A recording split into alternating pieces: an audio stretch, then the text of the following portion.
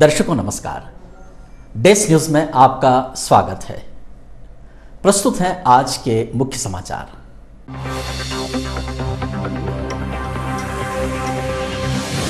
लगातार बढ़ रहे हैं जिले में कोरोना पॉजिटिव मरीज। प्रदेश में कोरोना की स्थिति पर वित्त मंत्री जगदीश देवड़ा से डेस्क न्यूज की खास चर्चा। ब्रह्मा कुमारी ईश्वरी विश्वविद्यालय द्वारा आजादी के अमृत महोत्सव से स्वर्णिम भारत की ओर अभियान का वर्चुअली शुभारंभ हुआ। आत्म कल्याण भवन में सांसद विधायक की मौजूदगी में हुई अभियान की शुरुआत।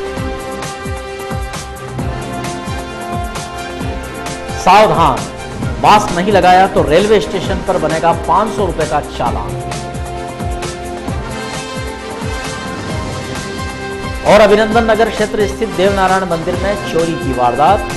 चोर दान पेटी से चढ़ा हुआ राशि व छत चोरी कर ले। अब समाचार विस्तार के साथ। मंदसौर जिले में कोरोना पॉजिटिव मरीज लगातार बढ़ रहे हैं। अभी तक की जो स्वास्थ्य विभाग से रिपोर्ट प्राप्त हुई है, 12 घंटों में 19 कोरोना पॉजिटिव मरीज बढ़े हैं। कुल 88 मरीज अब तक तीसरी लहर में हो गए हैं। एक्टिव मरीजों की संख्या 61 है। प्रदेश में कोरोना की स्थिति को लेकर हमारे संवाददाता शाहिद चौधरी ने वित्त मंत्री जगदीश देवड़ा से एक खास चर्चा की है। कोरोना की बढ़ती रफ्तार से मंदसौर जिला भी अब प्रभावित होता जा रहा है, तेजी से प्रभावित होता जा रहा है। यहाँ पिछले दिनों से लगातार कोरोना के पॉजिटिव मरीज आ रहे हैं, लेकिन कभी 5 कभी 4। लेकिन 19 जनवरी की शाम जो कोरोना रिपोर्ट जारी की गई, उसमें 14 मरीज जो अब तीसरी लहर में अब तक के सबसे ज्यादा संख्या वाले मरीज हैं, ये पॉजिटिव आए हैं। और दूसरे दिन 20 जनवरी की सुबह जो स्वास्थ्य विभाग ने रिपोर्ट जारी की, उसमें 5 कोरोना पॉजिटिव मरीज और बढ़े हैं। यानी 12 घंटों में 19 कोरोना के पॉजिटिव मरीज मंदसौर जिले में बढ़े हैं। जो 14 पॉजिटिव मरीज 19 जनवरी की शाम आए थे, उसमें 9 मंदसौर, 1 धुंधड़का, 1 सीतामऊ, 1 मल्हारगढ़ और 2 शामगढ़ के पॉजिटिव मरीज हैं। लगातार बढ़ती जा रही कोरोना की यह रफ्तार हालांकि दूसरी लहर की तरह अभी खतरनाक नहीं लग रही है, लेकिन कोरोना तो कोरोना ही है। पहली और दूसरी लहर का सितम हम सब ने झेल रखा है। ऐसे में कोरोना को हमें कतई हल्का नहीं लेना चाहिए। अभी तक की जो आंकड़ों की तस्वीर है, उसके मुताबिक कुल पॉजिटिव मरीजों की संख्या तीसरी लहर में 88 हो गई है और एक्टिव मरीज 61 यानी कि 61 हैं। तो 12 घंटों में 19 कोरोना के पॉजिटिव मरीज बढ़े हैं। 88 कुल तीसरी लहर की संख्या है और 61 एक्टिव मरीज हैं। तो ये आंकड़े हमें यह बता रहे हैं कि कोरोना की रफ्तार बढ़ रही है। कोरोना को हल्के में नहीं लेना है। तीसरी लहर भले ही अस्पताल में कम लोग भर्ती हो रहे हों, लेकिन फिर भी कोरोना का वेरिएंट कब अपना रंग और ढंग बदल दे कहा नहीं जा सकता। इसलिए डॉक्टरों की यह समझाइश है कि हमें सतर्क रहना है, कोरोना से बचना है और कोविड का पूरा पालन करना है। हमारे संवाददाता शाहिद चौधरी ने आज प्रदेश के वित्त मंत्री जगदीश देवड़ा से कोरोना को लेकर प्रदेश सरकार की क्या पॉलिसी है, प्रदेश में कोरोना की क्या स्थिति है, इस बारे में एक विस्तृत चर्चा की है। हम सुनते हैं। मंत्री जी, कोरोना काल चल रहा है, ओमिक्रॉन वापस फिर से तेजी से मध्य प्रदेश के अंदर फैल रहा है, इसके लिए क्या तैयारियां चल रही हैं? मध्य प्रदेश सरकार की इस मामले में, तीसरी लहर के मामले में, प्रदेश के हमारे यशस्वी मुख्यमंत्री शिवराज सिंह चौहान जी के नेतृत्व में, मार्गदर्शन में पूरे मध्य प्रदेश में चाक चौबंद व्यवस्था है। सारे मंत्री, सारे विधायक, सारे जनप्रतिनिधि और आम जनता के हमारे सारे प्रमुख लोग सब इस की व्यवस्था में लगे हैं। और हम तो परमात्मा से प्रार्थना करेंगे कि तीसरी लहर ये जितना जल्दी समाप्त हो सके समाप्त हो जाए। लेकिन सरकार की ओर से पूरी तैयारियां हैं। सारे मध्य प्रदेश के जितने ऑक्सीजन प्लांट हैं उनको देखने के लिए माननीय मुख्यमंत्री जी ने पहले ही निर्देश किए थे। सभी कलेक्टरों को, सभी अधिकारियों को, सभी हमारे मंत्रियों को प्रभार के ज़िले में जाकर के हम सब लोगों ने देखा, पूरी व्यवस्था देखी। जो भी हमारी वहाँ ऑक्सीजन के इसमें मशीनें थी, वो भी, ऑक्सीजन प्लांट भी, जिला चिकित्सालयों की, अस्पताल की व्यवस्था, क्या क्या व्यवस्था है, क्या नहीं है, उन सारी बातों की चिंता पूरे मध्य प्रदेश में हमने की है। कोविड सेंटर जो बने हुए हैं उन पर भी जाकर के हम सब लोगों ने देखा है। मुझे लगता है कि जनता पूरी तरह सतर्क है और सावधान है। और मैं तो ये अपील करना चाहूँगा कि तीसरी लहर को बहुत हल्के में न ले लोग, सावधानी पूरी तरह बरतना है, मास्क लगाना है, दूरी बना करके रखना है, सोशल डिस्टेंसिंग का पालन करना है, भीड़ वाले इलाके से बचें, ये हम चाहते हैं। और मुझे पूरा विश्वास है कि तीसरी लहर हम इसका मुकाबला हम सब मिलकर के करेंगे, कोरोना हारेगा। जी जी जी। प्रदेश के अंदर कहीं ना कहीं सारे संसाधन तो हमारे पास मौजूद हैं, लेकिन कहीं ना कहीं डॉक्टरों की कमी से हम जूझ रहे हैं सर, बड़ी समस्या है। उसके लिए सरकार बहुत गंभीर है और इसीलिए मध्य प्रदेश की सरकार ने भी और केंद्र सरकार ने संज्ञान में लेकर के मेडिकल कॉलेज जो पहले कभी नहीं खुले, पूरे मध्य प्रदेश में नहीं पूरे देश में, मैं धन्यवाद देना चाहूँगा यशस्वी प्रधानमंत्री नरेंद्र मोदी जी को कि उन्होंने ये पहल करी। और सारे देश के अंदर, सारे प्रदेशों में उनका तो ये है कि हर जिला मुख्यालय पर एक मेडिकल कॉलेज हो, तो निश्चित रूप से हमारे बच्चे पढ़ेंगे और डॉक्टर उसमें से निकलेंगे और ये जो कमी है इसको दूर करने का हर संभव प्रयास करेंगे। बजट नज़दीक है, बिल्कुल, क्या मिलने वाला है प्रदेश को? जन आकांक्षाओं के अनुरूप बजट आएगा। मैं इतना कह सकता हूँ कि बजट बेहतरीन और जनता के हित का बजट रहेगा। ब्रह्मा कुमारी ईश्वरीय विश्वविद्यालय के प्रधान कार्यालय माउंट आबू में स्वर्णिम भारत की ओर आज़ादी का अमृत महोत्सव, इस विषय पर एक अभियान का वर्चुअली शुभारंभ प्रधानमंत्री नरेंद्र मोदी ने किया।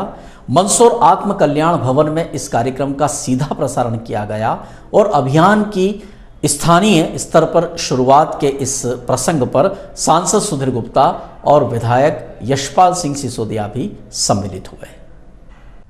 प्रजापिता ब्रह्मा कुमारी ईश्वरी विश्वविद्यालय और भारत सरकार के संस्कृति और पर्यटन मंत्रालय के तत्वावधान में आज़ादी के अमृत महोत्सव से स्वर्णिम भारत की ओर अभियान का प्रधानमंत्री नरेंद्र मोदी ने वर्चुअल शुभारंभ किया।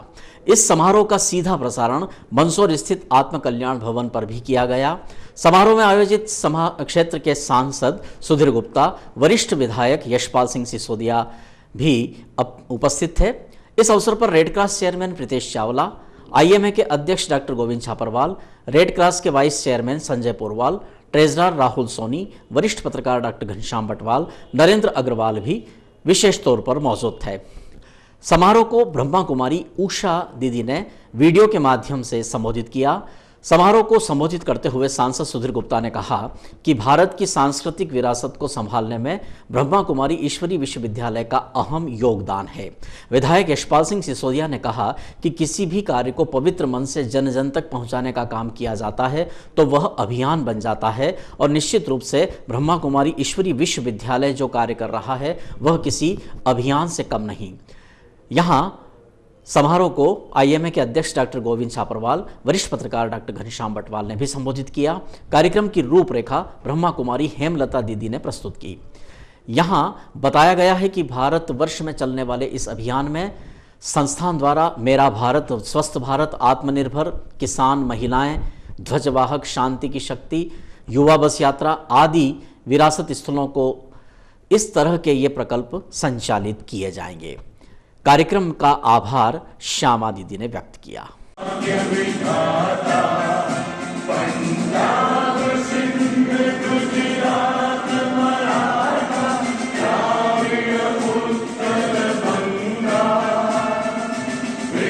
भारत माता की जय, भारत माता की जय।